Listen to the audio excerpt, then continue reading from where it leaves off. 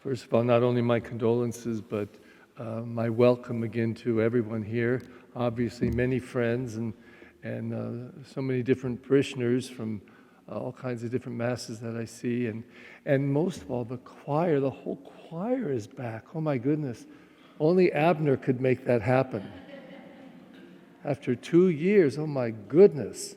I hope you stick around, okay?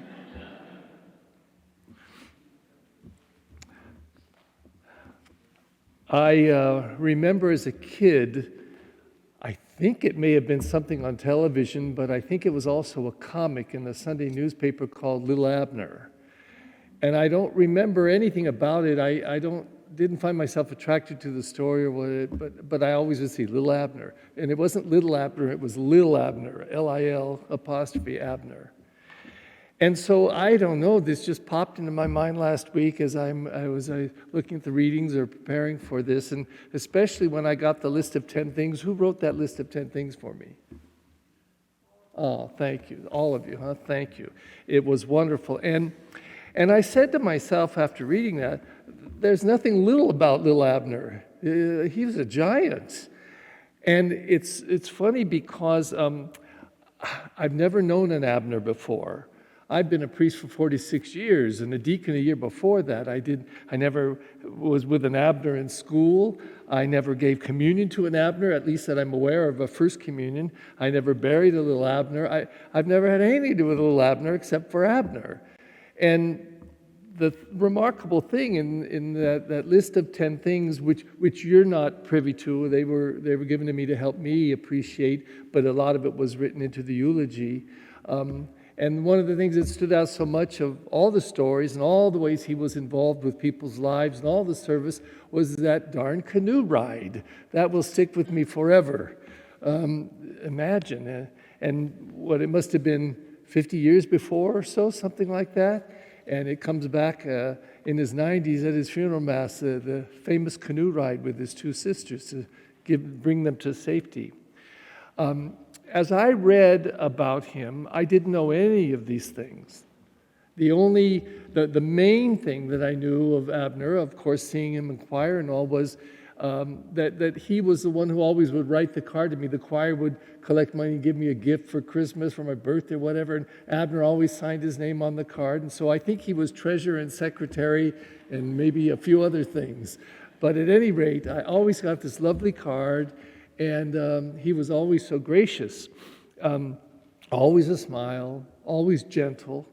And I thought to myself, after I read all of these things about him, and his involvement and his service and even his challenging rides with the VW, I mean, he went all over the place. And I don't know if this is true, and you can find out, maybe somebody knows, but I'll bet you he wrote that sign that he put up there, "No clamming allowed here," or it would strike me that he might do something like that. But what I thought to myself, the two qualities that stuck out the most were that I found him, as I knew him in limited ways, but also through the storytelling that you gave through the eulogy and through the 10 qualities that you wrote for me, that he was super attentive while at the same time being unassuming. And that's an interesting two things to put together, to have somebody so attentive to the needs of others, but to be unassuming and not draw attention to self. It is for that reason that I chose this gospel, which I choose often, but usually it's for a different reason. I usually choose this gospel about Thomas questioning Jesus when I get people who are questioners or people who speak up a lot or want to know, and it fits so beautifully like a perfect shoe on the perfect foot. But I chose it for a different reason this time, and because even though I usually mention this also, this seems to fit Abner very, very well. But first, let me give the kind of intro to it. Jesus, in this gospel passage, as in many others, was kind of foretelling his coming death, preparing the disciples for it. And that's why at the beginning he says, "Don't let your hearts be troubled. Have faith in God. You have faith in God, so have faith in me. I have to go away." But he frames it in this way. He says, I'm going to go away to prepare a place for you. Speaking about God having many mansions for each of us, a special place for each one of us. So I'm going to go to prepare your place so that where I'm going, I will come back and you may also go with me. You know the way. And then Thomas opens up this question. Now, Jesus was just the ultimate teacher, the ultimate spiritual guide. And I love to say that Jesus, I think, liked to set people up for the question. A good teacher, I think, does that. They don't want to tell the student everything. They want the student to discover it. They want the student to dig down inside and find the answer inside. That's what a good teacher does. And when a person does that, they never forget what they've learned. And so Jesus set them up, said, where I'm going, you know the way. And he knew they didn't know, I think. And then all of a sudden Thomas says, Master, we do not know where you're going. How can we know the way? And Jesus had him right there in the palm of his hand. He got him to state that question. And then Jesus was able to answer, I'm the way and the truth and the life. And I think that Abner discovered that very young. Probably part of it, I imagine, was that he was the oldest of all those brothers and sisters. You know, when you're number one and all those others follow, you better learn how to take care of others because mom and dad are going to depend upon that. And probably, too, I don't know the circumstances in the Philippines where he was from, but it was a little place, I think, where he was from. And again, probably stood out, a big family, always taking care of others.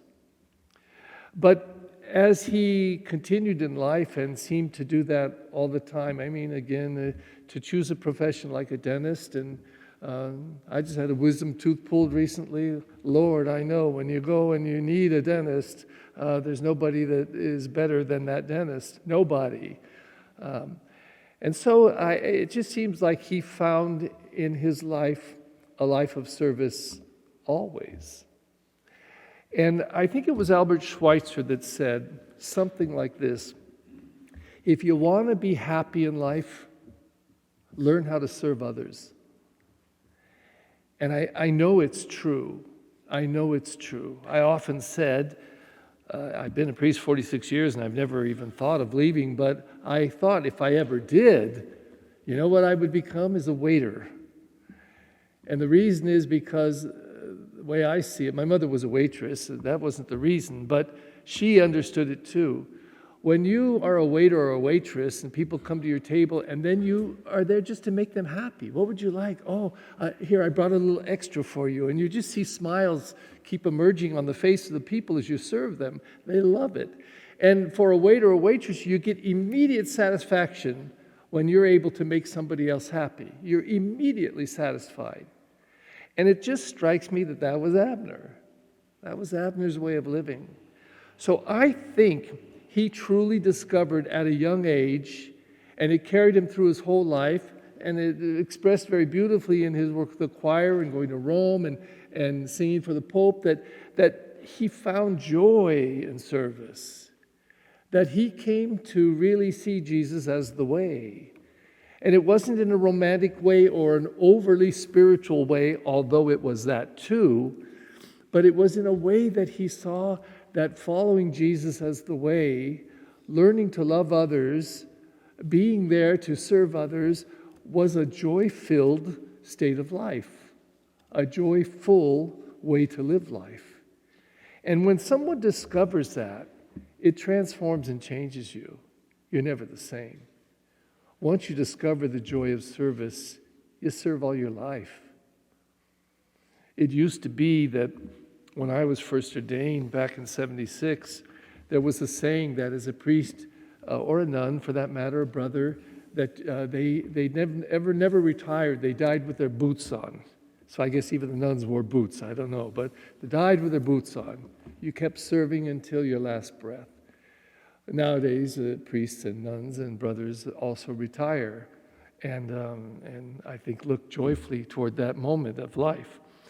But I have to say that serving is a powerful thing. It's a thing that gives life. And I, again, really see that was something that Abner did.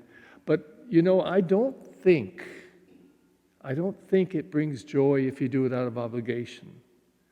I think it brings joy when you delight in doing it, when you discover its power.